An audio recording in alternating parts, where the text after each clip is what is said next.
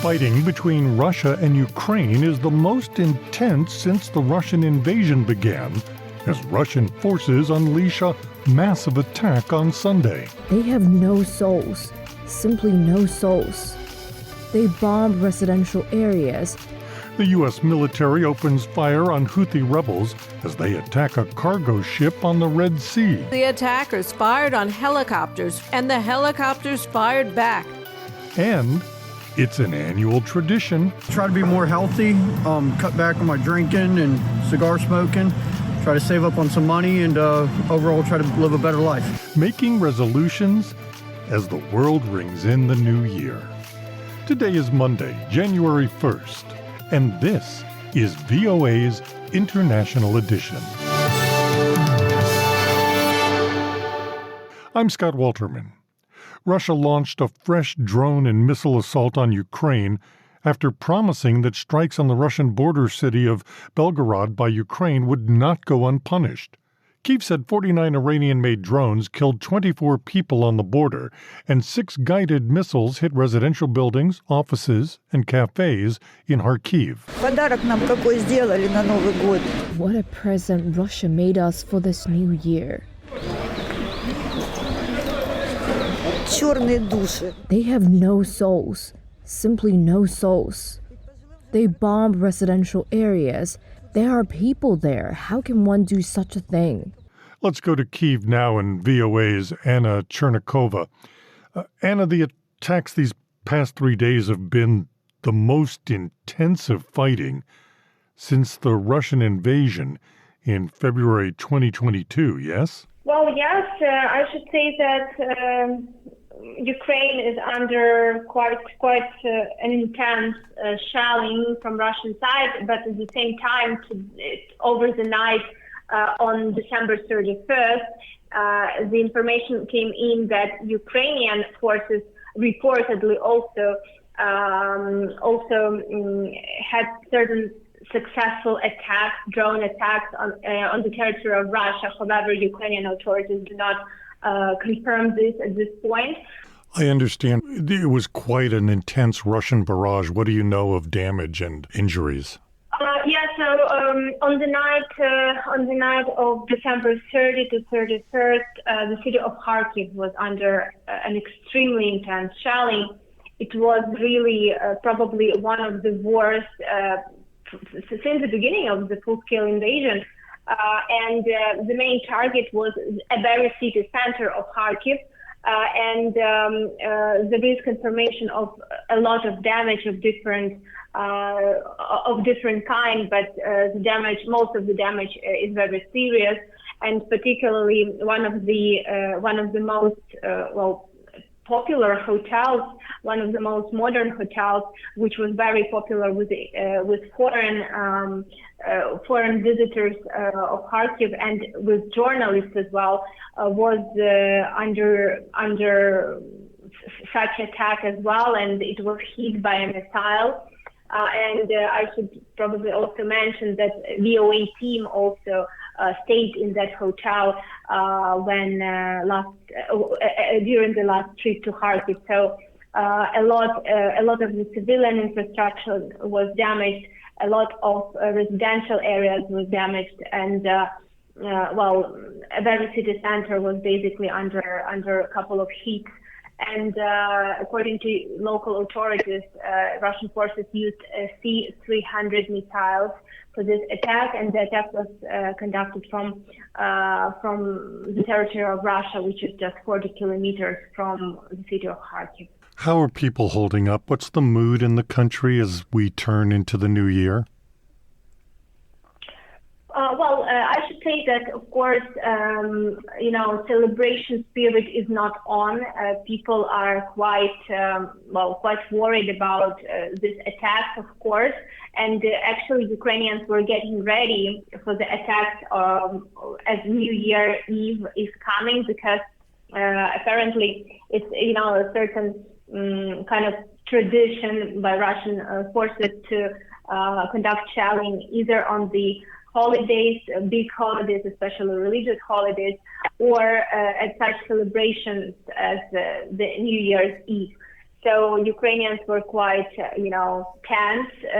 The mood was quite tense because Ukrainians were actually getting ready to such attacks as this New Year's time was coming. And actually, as we can see, 29th, the 30th, and the 31st of December is very is demonstrating quite bad attacks and shelling of the Russian Federation of the Ukrainian territory.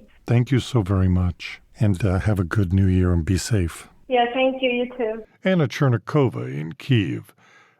There were dueling national addresses from Russian President Vladimir Putin and Ukrainian President Volodymyr Zelensky. Україна стала сильніша. Українці стали сильніші. Україна жива. President Zelensky said, Ukraine is alive, Ukraine lives, Ukraine fights, Ukraine advances, Ukraine overcomes the path, Ukraine gains, Ukraine works, Ukraine exists. He said Ukraine is stronger as it moves toward year 2 of the war. Хочу сегодня обратиться к нашим военнослужащим, ко всем, кто находится на President Putin, facing an election in March, made only passing reference in his New Year address on Sunday to his war in Ukraine, hailing his soldiers as heroes, but mostly emphasizing his country's unity and shared determination. родных людей. In Israel, on the last day of the year, another fierce day of fighting between Israel and Hamas. Israel's prime minister says the war on Hamas is far from over. VOA's Arash Arabasadi has this story for us. Body camera footage released by the Israel Defense Forces claims to show firefights between the country's military and Palestinian militants in the city of Khan Yunis in the Gaza Strip. VOA cannot independently verify the dates or locations provided by the Israeli military. This is the latest in a conflict that started when Hamas stormed Israel on October 7th, killing 1,200 people and kidnapping roughly 240 others. To date, the Hamas-controlled health ministry in Gaza says Israeli forces have killed more than 21,600 Palestinians in Israel's ongoing strikes. And while much of the world has called for a humanitarian ceasefire to bring aid into Palestinian territories, U.S. President Joe Biden has so far resisted pressuring his Israeli counterpart to act to stop the fighting. Israeli Prime Minister Benjamin Netanyahu held a media briefing over the weekend in which he said the war is in full swing, but warned it will continue for many more months. He also spoke of threats posed by Iran. The Islamic Republic backs Yemeni Houthis, a group the United States formerly designated as a terrorist organization. Western allies say Houthis attack and disrupt shipping commerce passing through the Red Sea. The White House says it's considering reclassifying them as a terror group. Congressional Republicans say the White House needs to do more to curb Tehran's proxies. Republican Representative Mike Turner, speaking on ABC's This Week as carried by X. This administration has been very timid in responding to escalations by Iran. In order to be able to address this, they're going to have to look at operations into Yemen where the capabilities are resident, where Iran continues to reload them as they attack commercial shipping areas and put at risk U.S. military. U.S. Central Command said the Navy destroyed Houthi boats whose crews attempted to board a container ship in the Red Sea. And the Israeli military this week claimed to have intercepted what it described as a hostile aerial target and content that VOA cannot independently verify. As smoke rose over northern Gaza Sunday amid Israel's continued campaign in the enclave, 2024 looks to hold more bloodshed in Palestinian territories as Israel stands by its stated goal of eradicating Hamas and a growing cast of actors enters the theater of war. Arash Arabasadi, VOA News. Hamas is a U.S. designated terrorist group. The U.S. military says its forces opened fire, killing several Houthi rebels after the Houthis attacked a cargo ship in the Red Sea. Associated Press correspondent Julie Walker reports on this escalation of hostilities linked to the war in Gaza. U.S. Central Command says the crew of the USS Gravely destroyer first shot down 2 anti-ship ballistic missiles fired at the Singapore-flagged Maersk Hangzhou late Saturday. The U.S. Navy says 4 small boats attacked the same cargo ship with small arms fire early Sunday, and rebels tried to board the vessel. Central Command says the attackers fired on helicopters from the USS Dwight D. Eisenhower, and the helicopters fired back, sinking 3 of the 4 boats. No damage to U.S. personnel or equipment was reported. I'm Julie Walker. We're following these other stories from around the world. North Korean leader Kim Jong-un says his country will launch 3 additional military spy satellites and produce more nuclear fissile materials. North Korea's Korean Central News Agency said Sunday that Kim made the comments during a key ruling party meeting meant to set objectives for 2024. The news agency said Kim called for overwhelming war readiness to cope with what he called U.S.-led confrontational moves. Denmark's queen has announced that she plans to abdicate after 52 years and hand over the throne to her son, Crown Prince Frederik. The Queen announced during her New Year's speech on Sunday she would step down on January 14th. That is the 52nd anniversary of her own accession to the throne at age 31. A new law in the U.S. state of California that bans people from carrying firearms in most public places is taking effect on Monday, even as a court case continues to challenge it. The law prohibits people from carrying concealed guns in 26 places, including parks, playgrounds, churches, banks, and zoos. The United States called Sunday for the peaceful and transparent resolution of any election disputes in Congo after President Felix Tshisekedi was declared winner of a second term. The latest now from Reuters correspondent Olivia Chan. Felix Tshisekedi has been re-elected as Democratic Republic of Congo's president, according to the CENI, the country's election commission. Its head, Denis Kadima, announced on Sunday that Tshisekedi gained 73.34% of the vote. Even before that confirmation, a group of Congo's main opposition presidential candidates asked supporters to take to the streets to protest following the release of provisional results. The presidential election was held on December 20th, but since then, logistical setbacks, an election day overrun, and an opaque vote count have fueled dispute. The opposition has alleged widespread irregularities, which they say have enabled fraud. Some of Tshisekedi's main challengers have called for a rerun of both the presidential and legislative elections.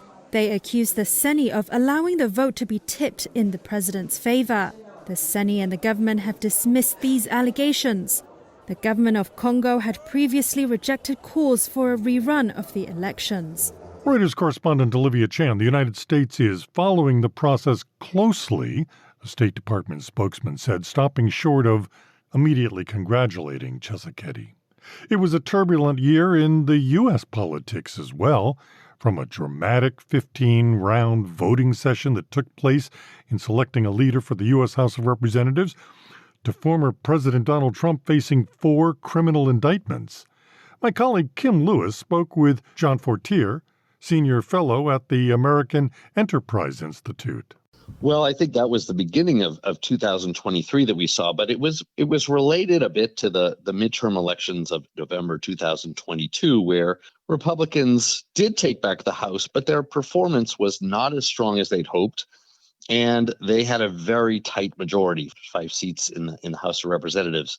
Kevin McCarthy, in many ways, had done a lot to shore up his conservative faction within the Republican caucus in the House. But with 5 seats being all that he needed to make it difficult for him, first, it caused him almost to not get the speakership at the beginning of the year with this dramatic multi-round election. And then later in the year, obviously, it was what brought him down with just a few members of his caucus being able to stand up and say, we don't want you as speaker anymore, led to ultimately his demise and then ultimately the rise of Mike Johnson as speaker. So that's how we began the year, but it was something that continued throughout the year. And that narrow Republican majority really is what was driving that dynamic.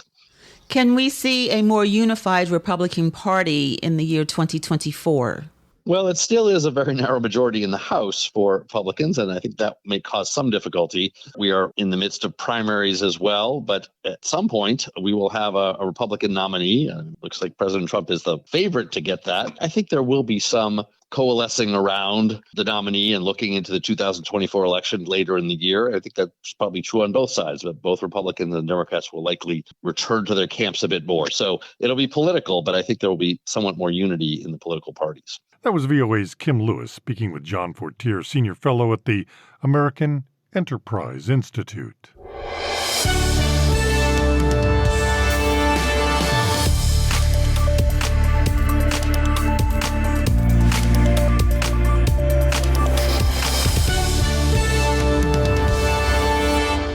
VOA's International Edition continues. I'm Scott Walterman. As we start the new year, I just wanted to take a moment and look back at the United Nations Climate Summit, COP28. For the first time, the world united and voted to start reducing the use of fossil fuel to stop the devastating effects of global climate change. 2023 demolished temperature records worldwide. It was the hottest year on record. And some scientists say the hottest in 125,000 years. Those supercharged temperatures helped drive a series of climate disasters around the world. Republican presidential candidates on a television stage for debates. Is there any wildfires in Canada, that stands out flooding in Libya, two disasters in a year of weather extremes. 2023 will go down as the hottest year on record. Every month from June through November was the hottest for that time of year. July 2023 was the warmest July on record for the globe. It was the warmest July by a long shot. September's global temperatures were so much hotter than normal that one climate scientist called them absolutely gobsmackingly bananas. Relentless heating from human-driven climate change, plus the periodic global weather phenomenon known as El Nino, drove extreme weather around the world. So we know with this extra heat in the atmosphere, it brings with it extra energy, which means we get more intense extreme events. Not every bout of bad weather is due to climate change. But climate scientists, what the World Weather Attribution website, found the fingerprints of global warming on these weather disasters. In April, Thailand and Laos broke all-time high temperature records. Scientists say that heat wave was nearly impossible without climate change. The Western Mediterranean shattered temperature records that month, and a heat wave made 100 times more likely. Southern Europe roasted again in July. So did China and the United States-Mexico border region. The southwestern U.S. city of Phoenix logged 31 days over 43.3 degrees Celsius, or 110 Fahrenheit. That's a record. This is not a record anyone wanted to break, but it's definitely one that people in Phoenix are not happy about. The intensity of these heat waves was almost impossible without climate change, according to World Weather Attribution. But on today's hotter planet, we can expect them every 5, 10, or 15 years. Higher temperatures dry out soils and vegetation faster. That helped make the record-breaking wildfires that ravaged eastern Canada this year at least 7 times more likely and 50% more intense. That's also what amplified the severe droughts in Syria, Iraq, and Iran, and the food security crisis in Somalia and the rest of the Horn of Africa. Both were made at least 100 times more likely. Although Somalia makes virtually no contribution to climate change, the Somalis are among the greatest victims. Climate change intensifies droughts, but also floods, because warmer air holds more water, which means heavier rainstorms, like the one that burst dams in Libya in September and killed thousands. The World Weather Attribution team says it was 50 times more likely and 50% more intense than it would have been without climate change. And November's torrential rains in the Horn of Africa were about twice as intense. Already the drought has brought many people in the area to the brink of what they are able to deal with. And this now followed by floods really shows the limits of what people can adapt to are really not far off in many parts of the world. And as long as we are keeping burning fossil fuels, these things will happen again and again and again. Forecasters say El Nino probably will taper off around the middle of next year, but there's no sign that climate change is letting up. As we continue to warm the planet, weather that used to be extreme is happening more and more often. Steve Baragona, VOA News. And finally, day one, new year, fresh start. Time when many people take inventory of their life and vow to make changes.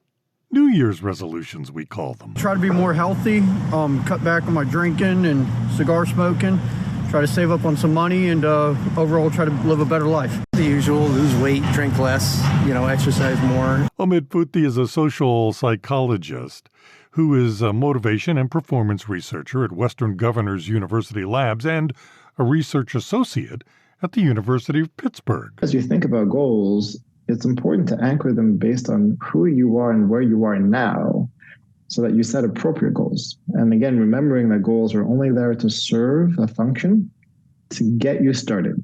And if they don't do that, then maybe that's not the appropriate goal for you.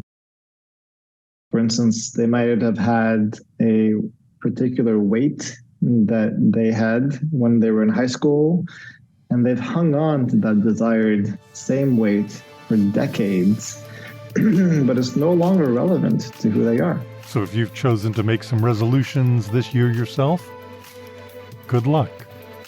This has been International Edition on the Voice of America. On behalf of everyone at VOA, thank you so much for joining us.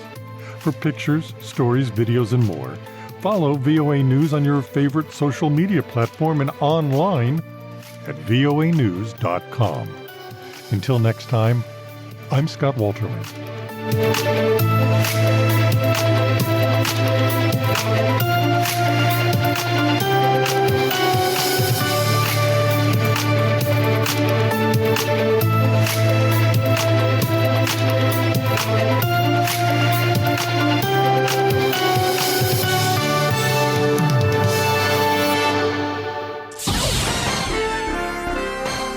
Next, an editorial reflecting the views of the United States government. 2023 has been another tragic year for Syrian civilians who were killed, injured, displaced, detained, and abducted in alarming numbers, and today face the danger of regional spillover. According to Geir Peterson, Special Envoy of the UN Secretary General for Syria, there is an urgent need for maximum restraint by all actors, Syrian and non-Syrian, and a sustained de-escalation in and on Syria towards a nationwide ceasefire. As 2023 comes to a close, the Syrian political process remains frustratingly blocked, and the Syrian people are suffering greatly, said Robert Wood, United States Alternative Representative to the United Nations. For more than 12 years, the Assad regime has waged a brutal war against the Syrian people. On top of that, Syrians are still reeling from the devastating impacts of February's earthquakes. Yet, rather than engage in a political process, in the last few months, the Assad regime has stepped up its attacks on its own people in the northwest of Syria. We all know the responsibility for this war lies at the feet of the Assad regime, said Ambassador Wood. In late December, the General Assembly voted on a U.S. co-facilitated resolution on the human rights situation in Syria that reminded the world of the abuses the regime wants us to forget. The use of chemical weapons, extrajudicial killings, torture and other ill treatment, unjust detentions, enforced disappearances, and gender-based violence. We are alarmed by the reports that violence has reached its worst level since 2019. The hundreds of civilian deaths caused by the regime and Russian offensive in Idlib are deeply concerning. The destruction they have caused to infrastructure and the threats they pose to humanitarian operations put hundreds of thousands of people at risk during the cold winter months. We joined the majority of UN member states in reiterating the call for the Syrian regime to immediately release all those arbitrarily held and to provide information about the tens of thousands who are missing, said Ambassador Wood. At the same time, we share concerns about regional spillover. It is in these moments that we must persevere and remain committed to achieving a Syrian-focused and Syrian-led solution to the conflict in line with Resolution 2254, the only viable roadmap for a lasting solution to the conflict. The Syrian people have been waiting far too long, said Ambassador Wood. They deserve the future for which they have fought so hard, including the respect for their human rights and fundamental freedoms.